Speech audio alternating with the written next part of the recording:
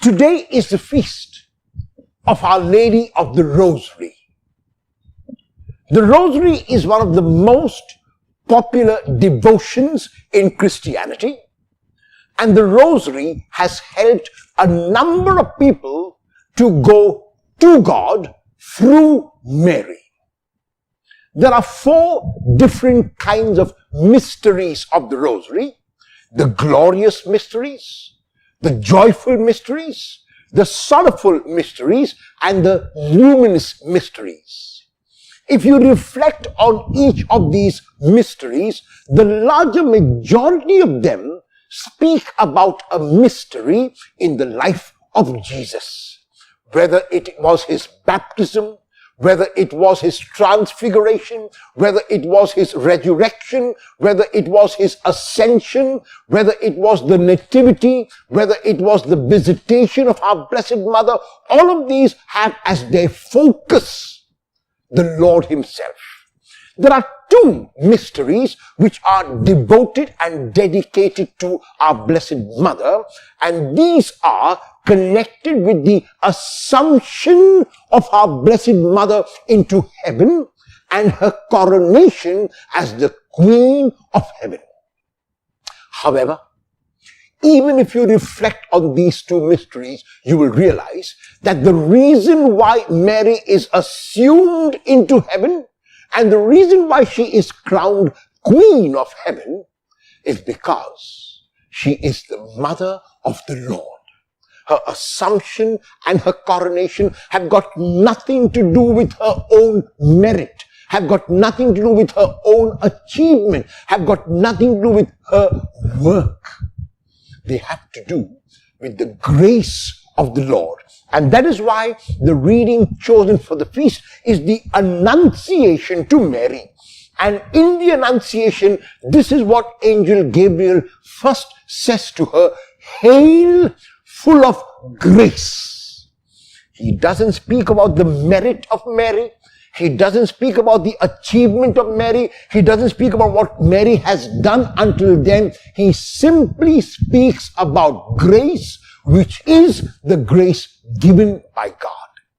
But Mary is that open receptacle. Mary is that open vessel. Mary is that open mind and heart which will not merely collaborate with the Lord, not merely join forces with the Lord, but that vessel which will let the Lord do in her. And so, when the angel invites her to be the mother of the Lord, Mary's response is not, "I will collaborate with you. Yes, I would like to be. Yes, I would like to do." No, Mary says, "You, Lord, do in me." I will be a passive actor. I will be actively passive, because if I do on my own, even with your help, it will be good, but not as good if you do in me, if you do through me. This is possibly where Paul may have got his line to the Galatians when he says, "It is no longer I who live, but Christ who lives in me." Mary was a beautiful example of radiating Christ.